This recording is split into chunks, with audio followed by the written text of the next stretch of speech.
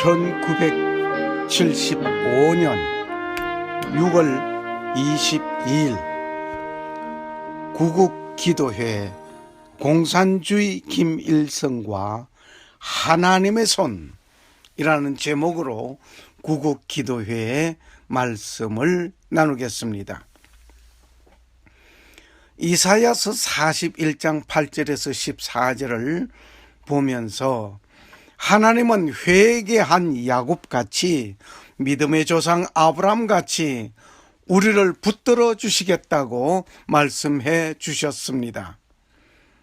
고로 두려워하지 말자라고 명하고 싶습니다. 그러나 아브라함같이 믿음이 없고 야곱같이 회개 아니하면 저 공산주의 김일성이란 몽둥이를 이용할 거예요. 먼저 아브라함 믿음은 무엇인가? 히브리서 11장 8절에서 10절, 로마서 4장 16절 믿음의 조상이라는 말씀이 있습니다. 소망을 가지었습니다. 그들은 갈대아 우르에서 하나님의 명령을 따라 약속 믿고 나선 소망을 간직한 아브라함이었습니다. 그리고 장차 오실 예수님을 믿었습니다. 갈라디아서 3장 16절에 이삭은 그리스도의 모형입니다. 이삭의 후손으로 오신 예수님의 족보 이삭이었습니다. 구약된 오실 예수를 믿고 구원을 받았습니다. 신약된 오신 예수 그리스도를 믿고 구원을 받았습니다. 오늘에는 오셨던 예수님을 믿고 구원받는 것입니다.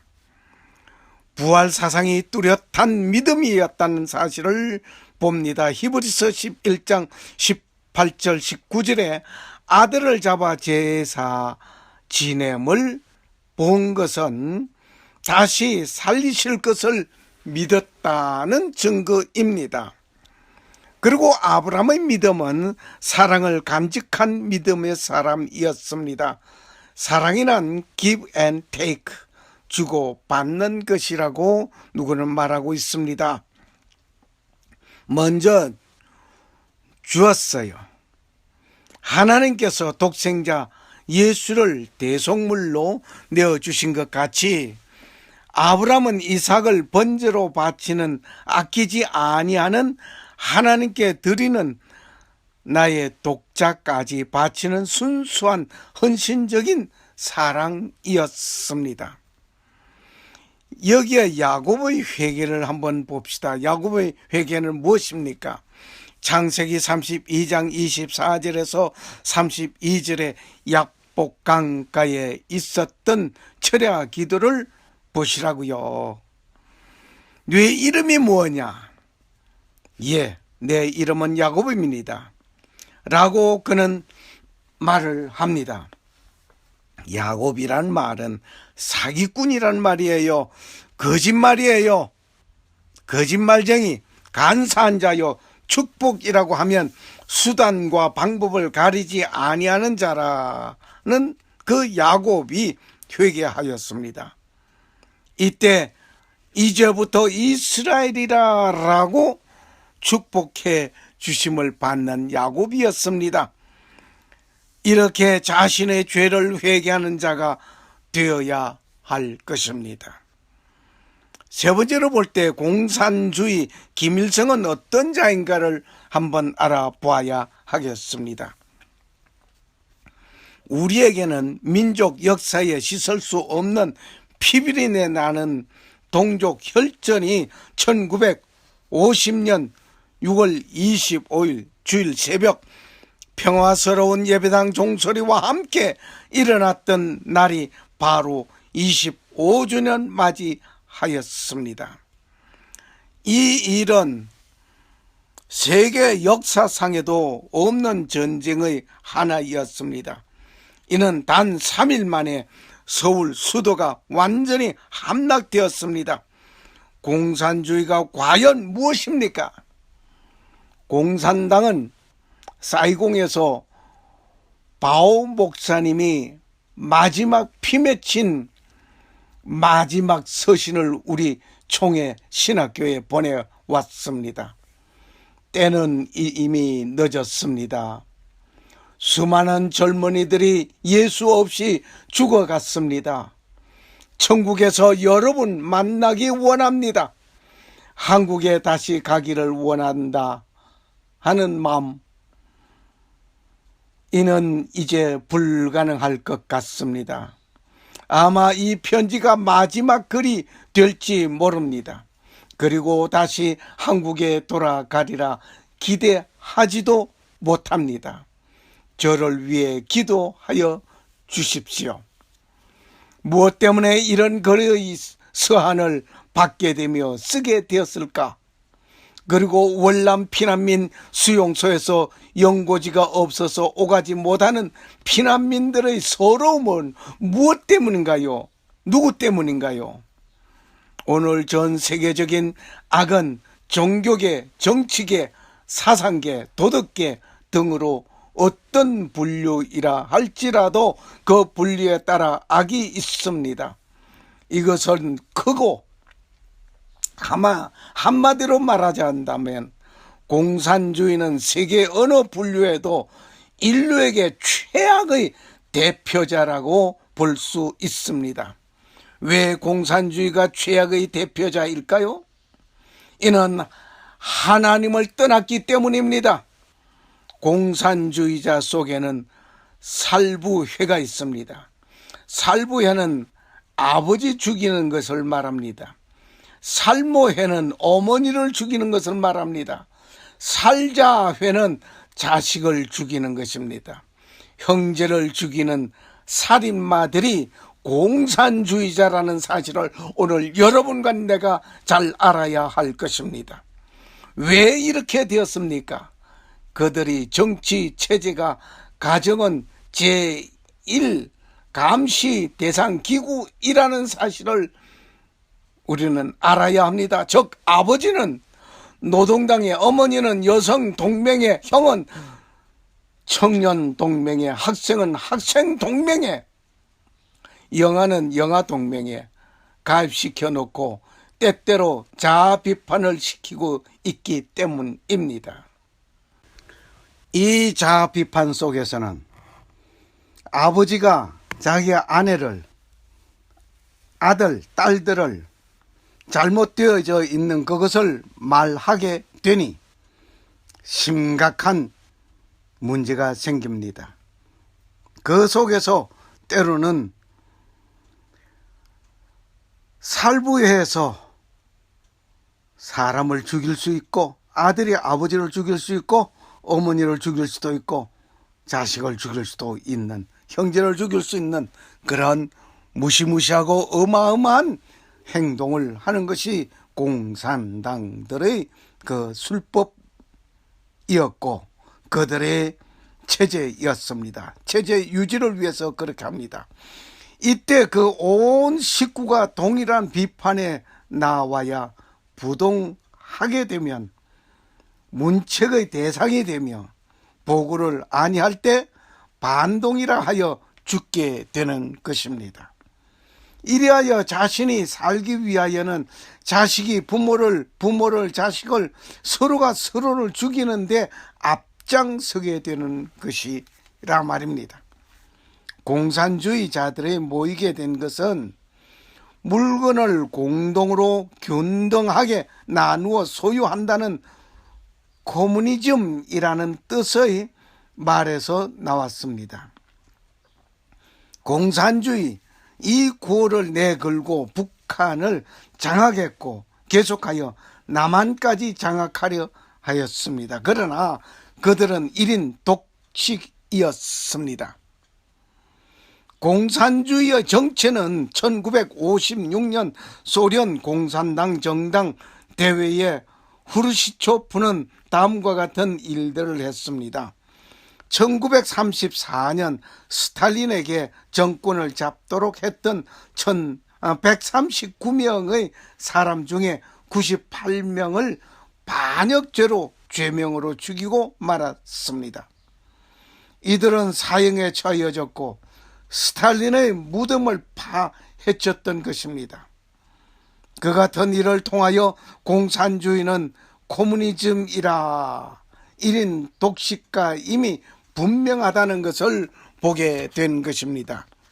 이 일은 소련이었다라고 하면 북한을 보자.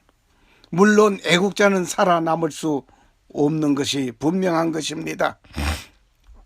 그런데 공산주의 운동을 하던 자까지 공산주의 김일성은 체포하여 죽였습니다. 해방과 함께 먼저 희생당한 것은 현준혁이었습니다. 이 현준혁은 이북 공산당 지도자로 활약하였던 자입니다. 즉 공산당 지도자를 공산주의자들이 암살해 죽였단 말입니다. 이 일을 백색이라고 우기고 있습니다. 재미있는 사건 하나 있습니다. 신의주 학생 사건 말입니다. 1945년 11월 3일 젊은 학생들이 공산주의 반대 의거였습니다. 이때 무차별 학살은 꿈엔들 잊을 수 없는 사건이었습니다. 이때 김일성이와 김일성 본명은 김성주입니다. 김일성 말을 하더라도 그 본명은 김성주라고 우리는 알아들어야 할 것입니다. 무정장군은 동중학교 교정에 김일성이 연설이 있었습니다. 그 내용이 뭐냐면 공산당 놈들 한 놈도 남기지 말고 체포하라. 이리 해체하고 노동당이라는 간판을 내걸게 되었던 것입니다.